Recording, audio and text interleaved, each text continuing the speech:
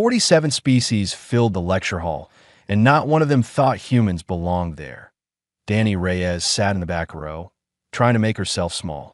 6 months at the Galactic Institute of Combat Sciences had taught her that invisibility was survival. The crystalline variety students glowed with soft inner light. The armored Orbital took up 3 seats each. The tiny Fenari huddled in temperature-controlled pods. And Danny, the only human in the Advanced Weapons Theory program, pretended to study her notes. Professor Hollis stood at the front, his crystalline body humming with harmonics that the translator rendered as speech. Behind him, a holographic display showed weapons from across the galaxy. Plasma lances, graviton accelerators, harmonic disruptors, each one a marvel of energy manipulation. Then the display changed to something that made Danny's stomach drop. A rifle. An old Earth rifle, maybe 200 years old, displayed like a fossil in a museum. And now, Professor Hollis said, his harmonics carrying amusement, we examine what happens when a species never develops beyond chemical propulsion. Laughter rippled through the hall. Danny kept her eyes on her desk. The humans of Earth, Hollis continued, represent a fascinating evolutionary dead end. While every spacefaring civilization naturally progressed to energy-based weapons, humans remained attached to this. He gestured at the rifle with something like pity, a metal tube that uses explosive chemicals to throw small pieces of metal. More laughter. Louder this time, the massive Orbital named Cole Brahen turned in his seat to look at Danny. His armored face showed what might have been a smile. Tell me, human, do your people still throw rocks as well? Or have you at least moved past that? Danny said nothing. She had learned that silence was safer than explanation. The fundamental problem, Hollis continued, is efficiency. A plasma bolt carries 10,000 times more energy than any chemical propellant can deliver.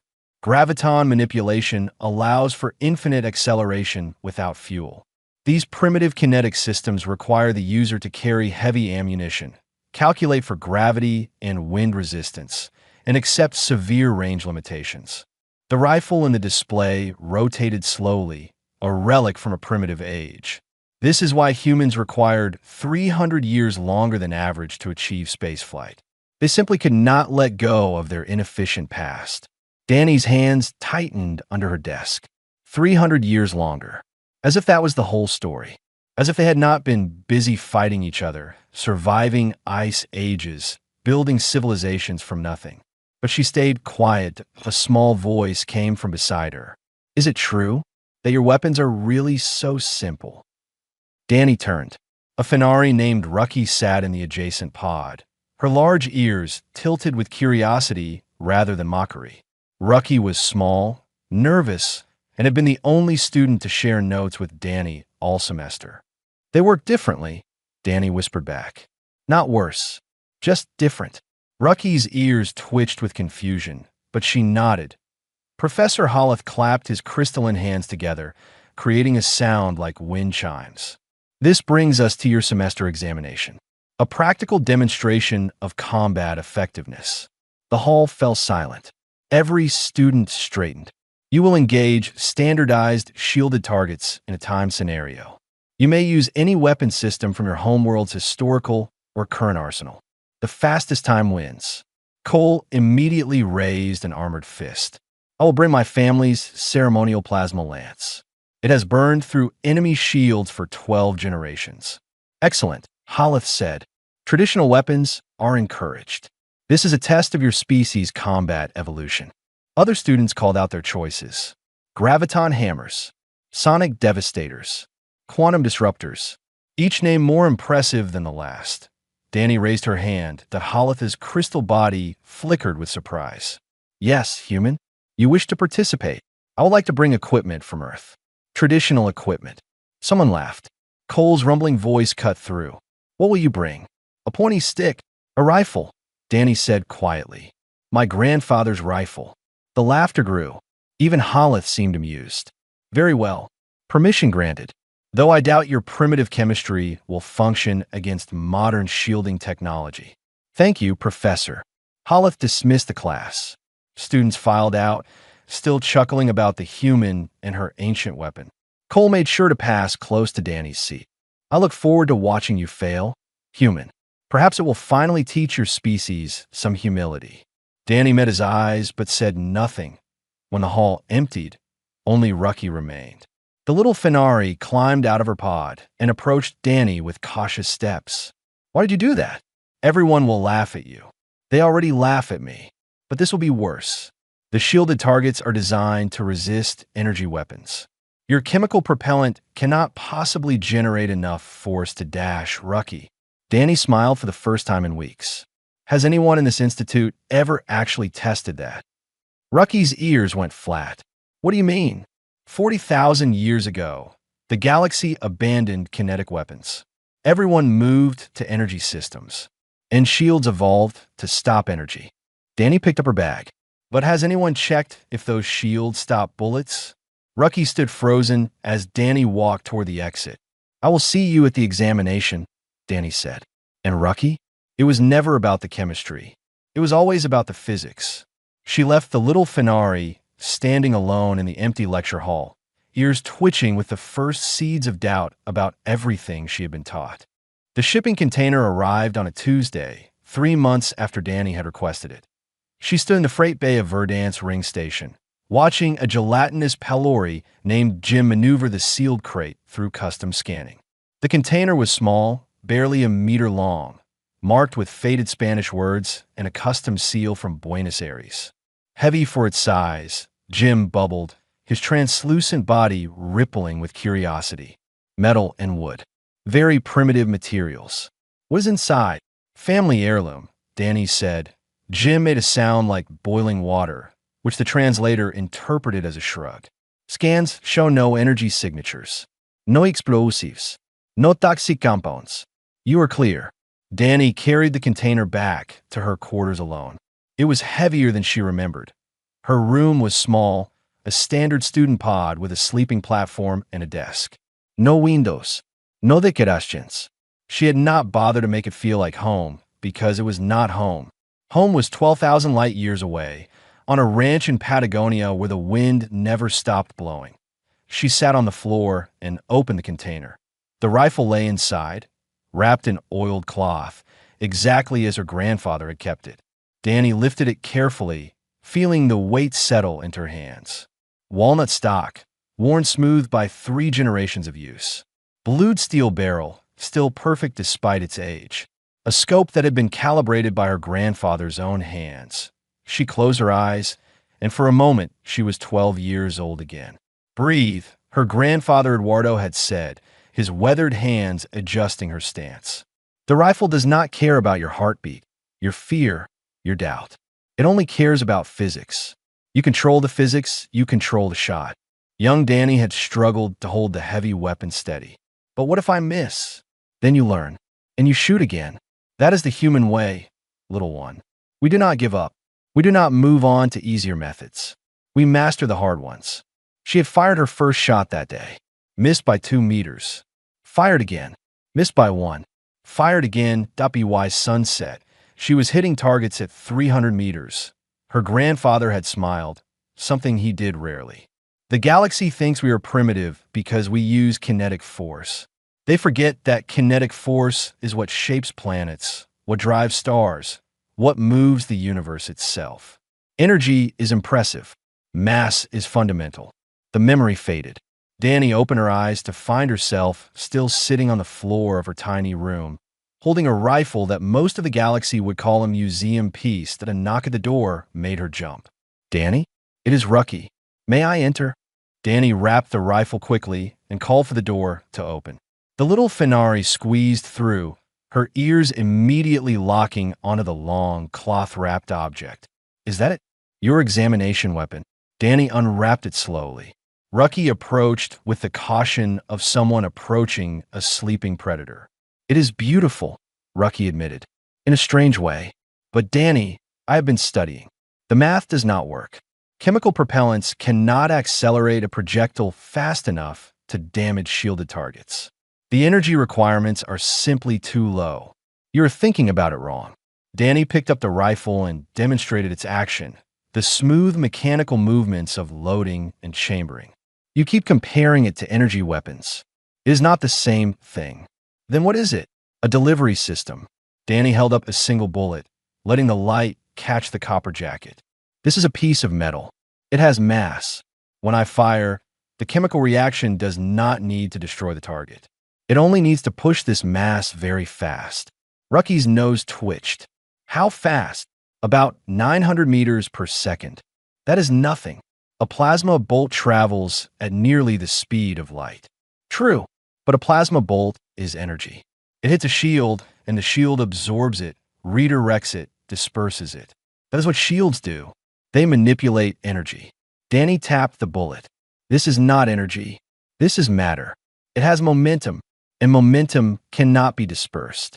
It has to go somewhere. Rucky's ears slowly rose as understanding dawned.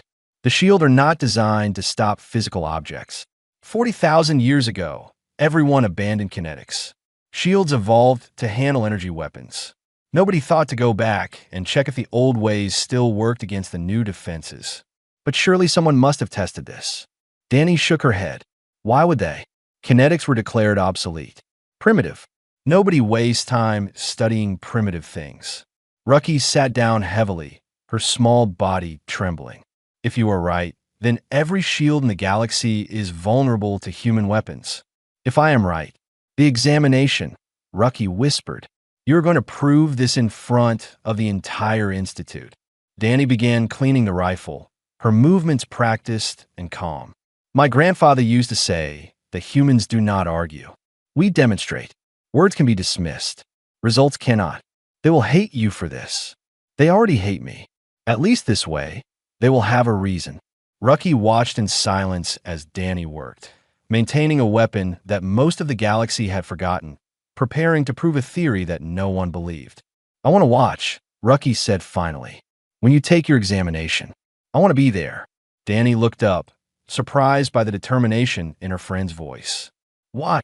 Because if you are right, everything changes. And I want to see the moment it happens. Danny smiled and returned to her work. Somewhere across the galaxy, her grandfather's spirit was watching too. Someone was watching her. Danny felt it during breakfast, during her walks between classes, during her evening runs through the station's recreation corridor. An old presence, patient and curious. Not hostile, but impossible to ignore. She found the source on the third day of being watched. Professor Tanuvi was a Menari, one of the ancient species that had been exploring the stars when humans were still learning to use fire. She looked like a large owl covered in silver feathers, with eyes that held the weight of centuries. She taught theoretical physics at the Institute, though most students avoided her classes. The Menari had a reputation for seeing too much. You are Danny Reyes, Tanuvi said, appearing beside her in the library. The human with the chemical weapon.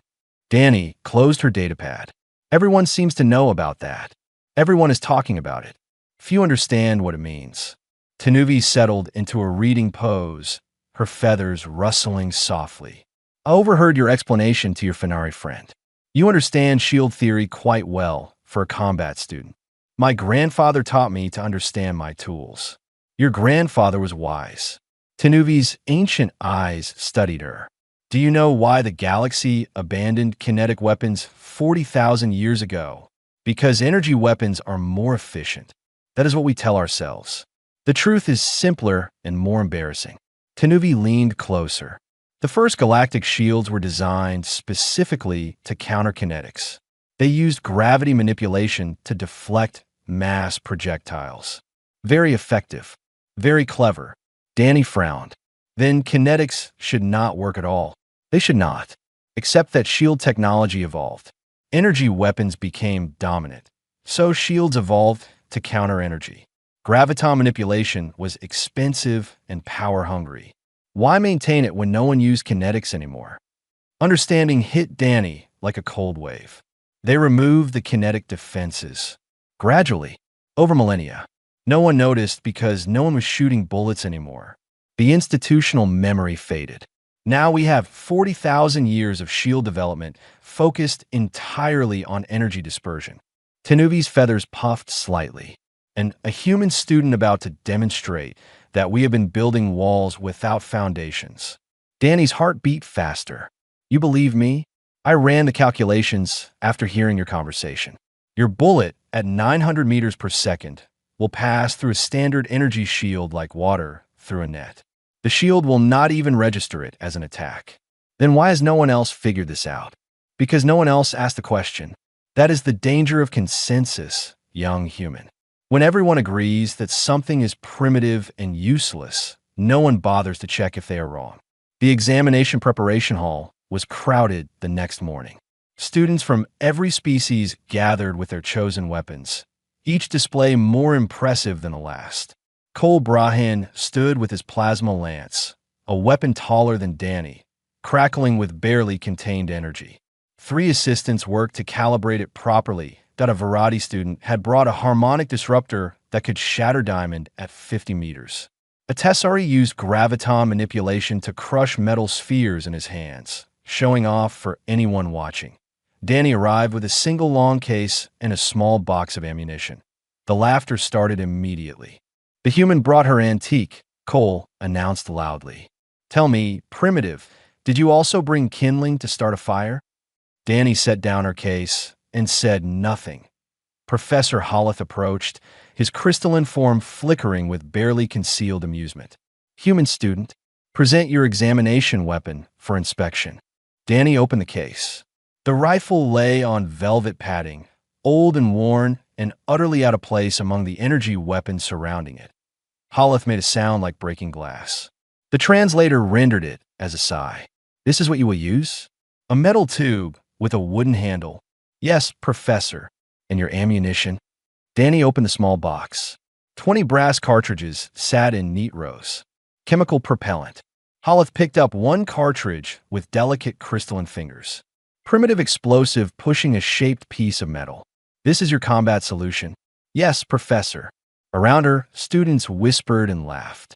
Cole made comments about museum pieces and evolutionary failures. The variety students hummed with harmonic mockery. Holleth set the cartridge back in its place. Approved, though I fail to see what you hope to prove with this demonstration of inadequacy. I hope to complete the examination, Professor. Nothing more. Holleth walked away, still flickering with amusement.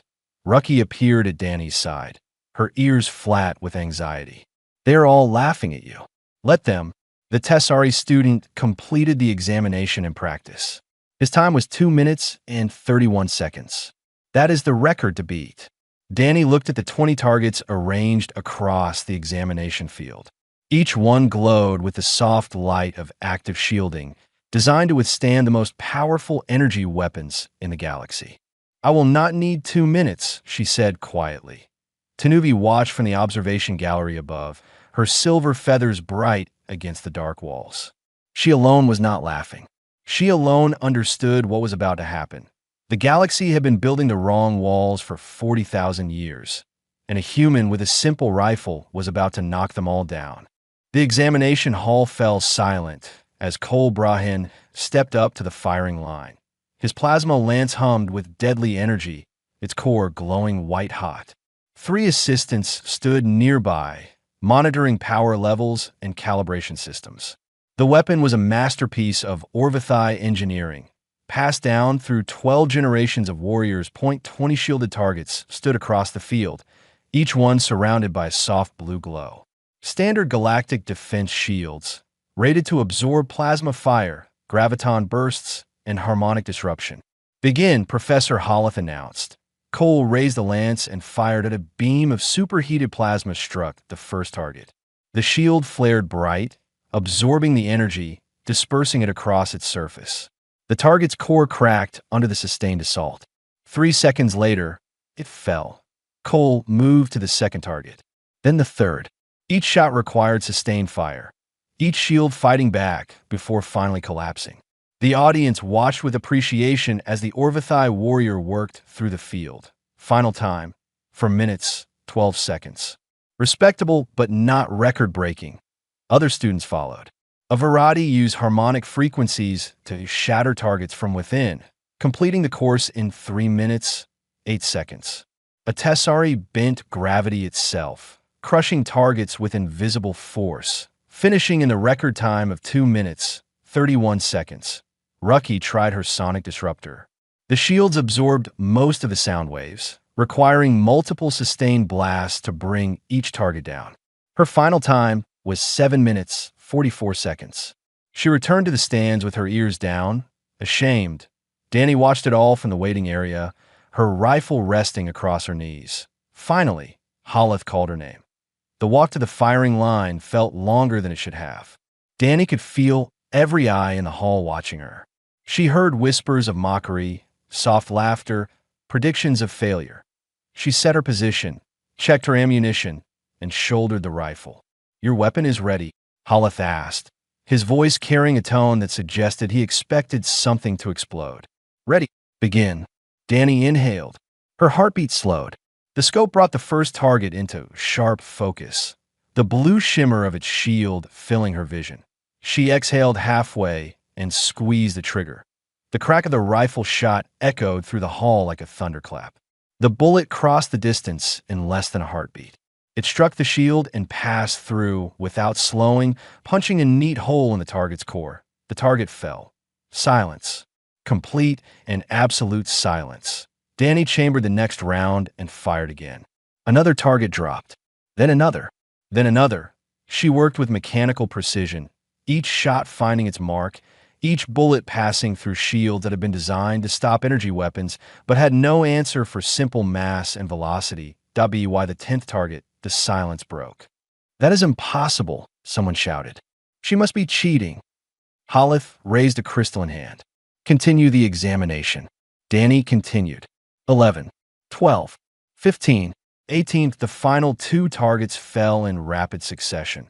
She lowered the rifle and checked the chronometer to 47 seconds. The hall erupted into chaos.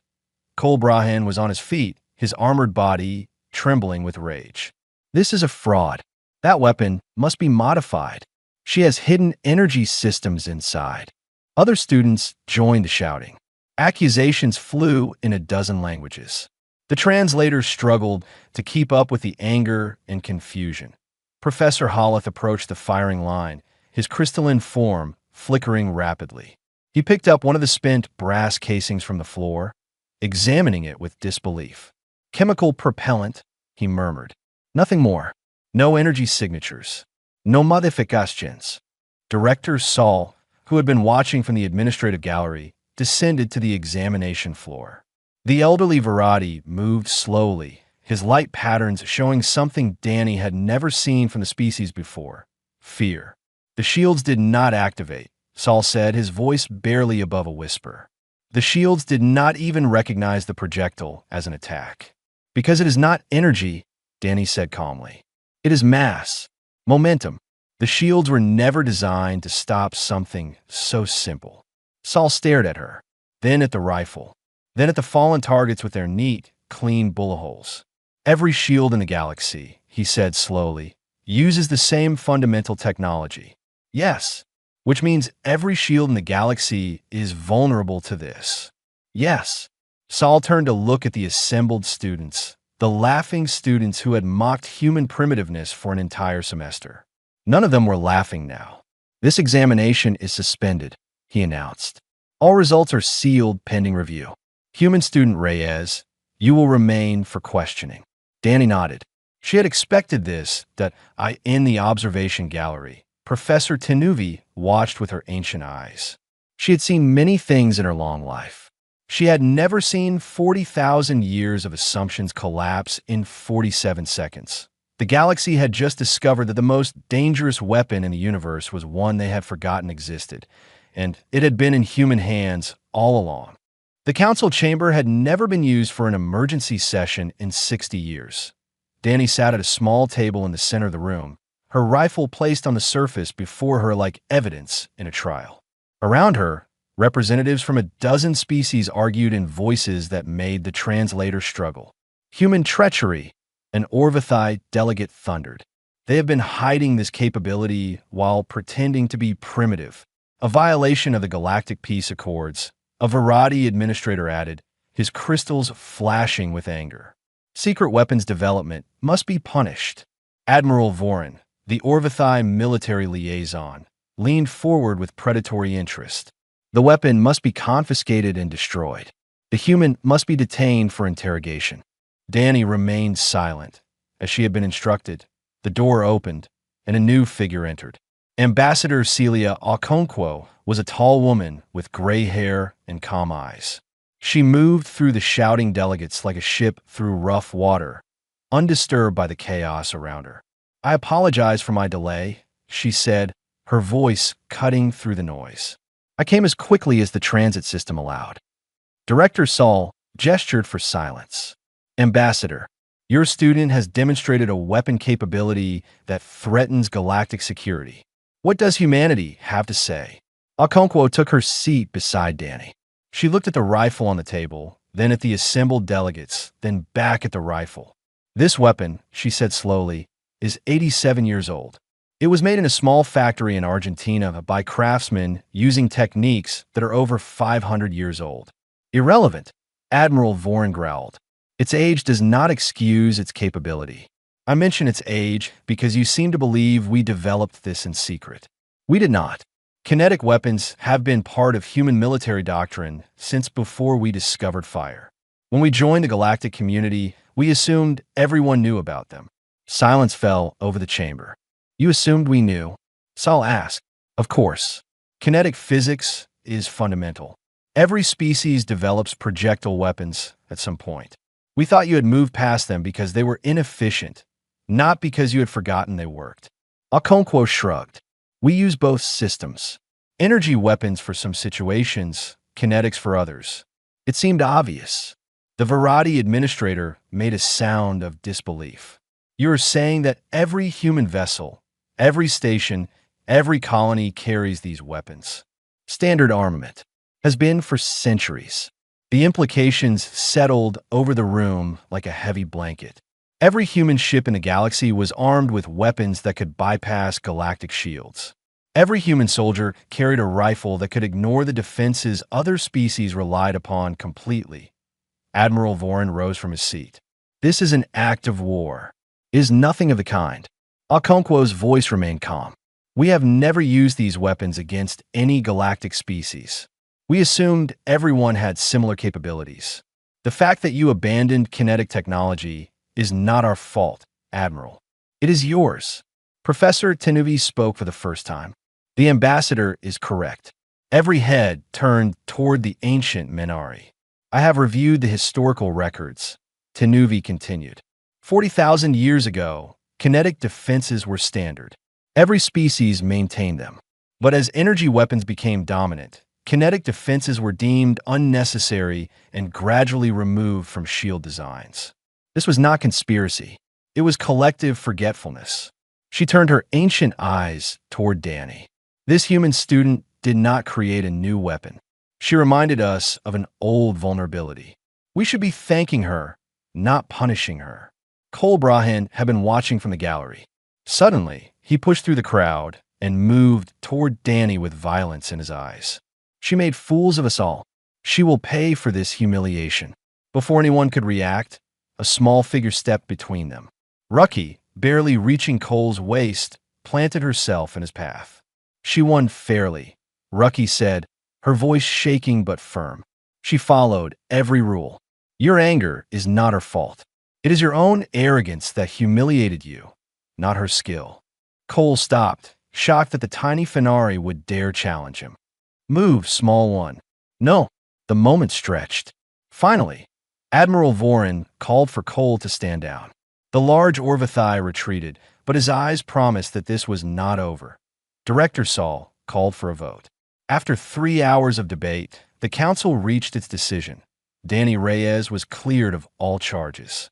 Her examination results would be sealed pending further review. Human kinetic technology would be studied and, eventually, shared with the galactic community. As the chamber emptied, Danny returned to her quarters. Her datapad was full of messages, requests for interviews, demands for demonstrations, invitations to consult with military organizations across the galaxy, and one message from Professor Tenuvi. "What you did today will change everything. Well done, young human. Your grandfather would be proud. Danny read the message twice. Then she picked up her rifle and began cleaning it, the familiar motions calming her racing heart. The galaxy had learned something important today. Humans were not primitive. They had simply never thrown anything away. 6 months can change everything. The lecture hall that had once laughed at human primitiveness was now packed with students eager to learn. 47 species filled the seats, data pads ready, translators active. At the front of the room, Professor Holleth stood beside a podium, his crystalline form still and humble. "Welcome to Kinetic Theory and Application," Holleth announced. "A mandatory course added to our curriculum after recent events forced us to reconsider our assumptions. I will now introduce your primary instructor." Danny Reyes walked to the podium. She looked different now. Not physically, but in the way she carried herself. 6 months ago, she had been an invisible student trying to survive. Now she was something the galaxy had not seen in 40,000 years, a teacher of forgotten knowledge. "Good morning," she said. "My name is Danny Reyes. I'm going to teach you how to throw rocks." Nervous laughter rippled through the hall. "That is not a joke. Every concept you will learn in this course is built on the same principle that allowed your ancient ancestors to hunt, to fight, to survive. Mass plus velocity equals force. It is the oldest equation in the universe, and you have all forgotten it." She gestured, and a holographic display appeared behind her. Human weapons through the ages. Spears, arrows, bullets, missiles, each one a variation on the same simple theme. The galaxy moved on to energy weapons because they seemed more advanced, more elegant, more civilized. She paused. "But you cannot improve on fundamental physics. You can only forget it." Rucky sat in the front row, no longer hiding in a temperature-controlled pod. She had become Danny's teaching assistant, combining Fenari acoustic science with human kinetic principles to develop hybrid systems that were already attracting attention from military researchers. In the back of the hall, a familiar armored figure sat alone. Cole Brahan had requested permission to audit the course. He had not spoken to Danny since the council hearing, but his presence said enough. After class, he approached her desk. "I want to understand," he said simply. "What I dismissed, what I mocked. I want to learn." Danny studied him for a moment. "That is all any teacher wants to hear." She gave him the reading list. He took it without argument and left. Professor Tenuvi was waiting in the corridor. The ancient Minari had been busy these past months, writing a new theoretical framework that was shaking the foundations of galactic weapons science. "I have finished my paper," Tenuvi said. "I'm calling it the Patagonian Principle, reconsidering technological evolution. Patagonian, named after the place where you learned to shoot, where your grandfather taught you that humans do not give up, do not move on, do not forget." Tenuvi's feathers rustled with something like affection. It seemed appropriate. Danny smiled. He would have liked that. That evening, Danny found herself at the station's firing range. A new addition had been built there, a kinetic training facility designed to human specifications. Mixed-species groups of students practiced with modified rifles, learning the ancient art of putting metal through air. The young Verratti struggled with the weight of the weapon. His crystalline arms were not designed for this kind of sustained effort. He kept flinching at the sound. Danny approached and gently adjusted his stance. "Breathe," she said. "The rifle does not care about your species. It only cares about physics. You control the physics, you control the shot." The Verratti steadied himself. His inner light pulsed with concentration. He fired. The target felled out a cheer went up from the other students. The Verratti looked at the rifle in his hands with new respect, perhaps understanding for the first time that simple did not mean primitive.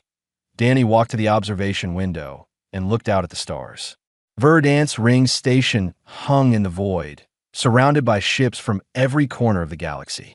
Many of those ships were being retrofitted with new shield systems, redesigned to handle threats that had been forgotten for 40 millennia.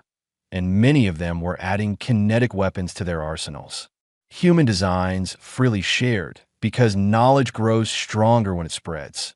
Somewhere out there, 12,000 light years away, there was a ranch in Patagonia where the wind never stopped blowing. There was a place where a young girl had learned to shoot, had learned to fail and try again, had learned that the old ways were not inferior, just different. Her grandfather had been gone for 5 years now. But she felt him watching. She felt his pride. "You were right, abuelo," she whispered to the stars.